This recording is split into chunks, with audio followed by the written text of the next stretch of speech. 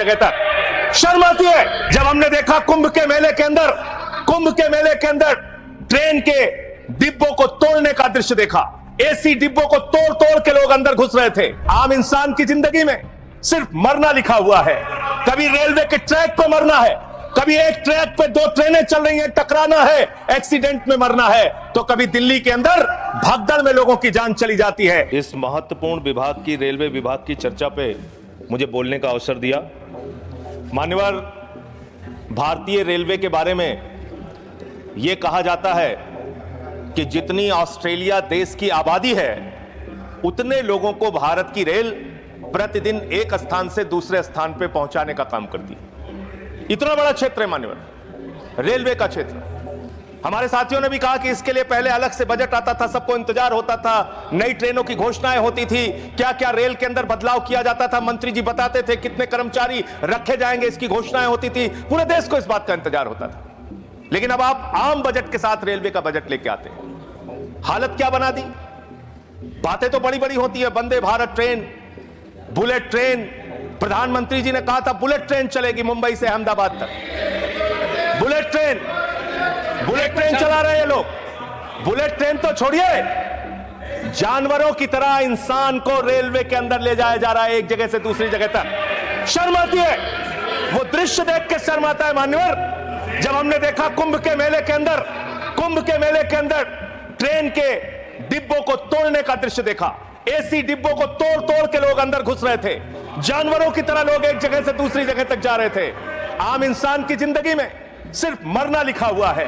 कभी रेलवे के ट्रैक पर मरना है, कभी एक ट्रैक पे दो ट्रेनें चल रही हैं, टकराना है, एक्सीडेंट में मरना है, तो कभी दिल्ली के अंदर भगदड़ में लोगों की जान चली जाती है। आम इंसान की जिंदगी में मरना लिखा हुआ है। और रेलवे के कर्मचारी, गैंग्समैन मेरे पास आए थे मिलने के लिए। सर, उन लोगों का यह कहना था रेलवे ट्रैक पे काम करते हुए एक्सीडेंट हो जाता है, उसमें भी उनकी जान जाती है। यह हालत हो गई है रेलवे की आज। और रेलवे के बारे में सीएजी की एक बहुत गंभीर रिपोर्ट है। माननीय मंत्री जी यहां पे बैठे, और मैं दिल से कहना चाहता हूं, कोई यहां पे बैठे इसलिए नहीं कह रहा हूं, जब ये मंत्री बने पूरे देश को उम्मीद थी कि रेलवे के अंदर क्रांतिकारी बदलाव आएगा। ये उम्मीद थी कि एक तकनीक के जानकार, एक पढ़े लिखे, एक शिक्षित योग्य मंत्री बने देश के अंदर, वो बदलाव लेके आएंगे। लेकिन रोज एक्सीडेंट पे एक्सीडेंट। जितना ट्रेन की पटरी पे ट्रेन नहीं चलती, उससे ज्यादा ट्रेन के बाहर, पटरी के बाहर ट्रेनें चल रही हैं। यह अव्यवस्था का आलम है कि यहां भगदड़ से लोगों की मौत हो गई, मंत्री जी को पता तक नहीं था। इसका मतलब इनके कर्मचारी, इनके अधिकारी इनको बताते भी नहीं कि इतना बड़ा हादसा हो गया। इसी दिल्ली में लोगों की मौत हुई। सर, मैं सीएजी की रिपोर्ट एक आई रेलवे के बारे में, उसके बारे में अपनी बात कह के अपनी बात खत्म करूंगा। 2604 करोड़ रुपए, 2604 करोड़ रुपए की गड़बड़ी रेलवे में पकड़ी गई।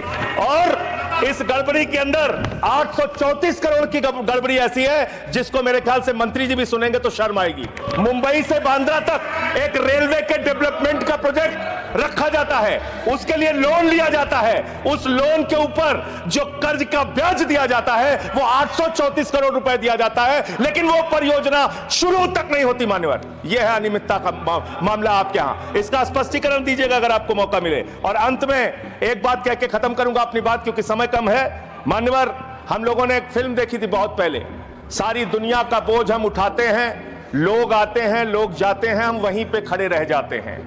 ये कुलियों के दर्द के बारे में मैं बता रहा हूं। कुलियों के संगठन के लोग मुझसे मिलने के लिए आए थे 3 दिन पहले मान्यवर, और पूरे देश में 19,000 कुली हैं जिनको उस समय की 2009 के अंदर उनके लिए घोषणा की गई थी कि उनके बच्चों को नौकरी दिया जाएगा, उनको गैंग्समैन की नौकरी दिया जाएगा।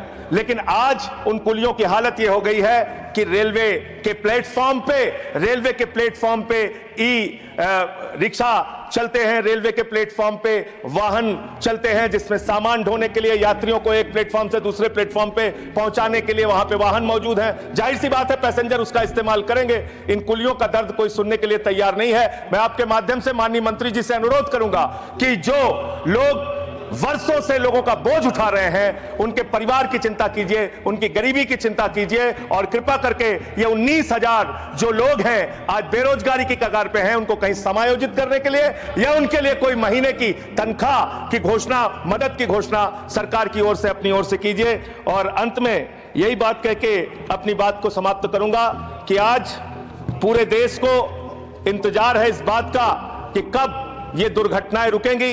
पूरे देश को इंतजार है इस बात का कि 3 लाख भर्तियां जो आपने रोक रखी हैं, जिसके कारण आज संवेदनशील जगहों पे एम्प्लॉय नहीं है, कर्मचारी नहीं है, दुर्घटनाएं हो रही हैं, वो कब रुकेंगी। और रेल की पटरियों को ठीक करने का काम, जिस पे आप 180 किलोमीटर 160 किलोमीटर की स्पीड की ट्रेनें चला रहे हैं, वो रेलवे की पटरियां कब ठीक होंगी मान्यवर। ये सरकार ही पटरी से उतर गई है इस सरकार के। और अभी ये नासिर भाई काफी दुखी थे, कह रहे थे रेल मंत्री बन जाते हैं मोदी जी। अरे मोदी जी विदेश मंत्री बन जाते हैं, शिक्षा मंत्री बन जाते हैं, सांस्कृतिक मंत्री बन जाते हैं, विज्ञान मंत्री बन जाते हैं। मोदी जी के अंदर बहुत कला है, खेल मंत्री बन जाते हैं। सारा मंत्रालय अकेले मोदी जी चला रहे हैं, इसलिए इस पर नाराज नहीं होना चाहिए। धन्यवाद।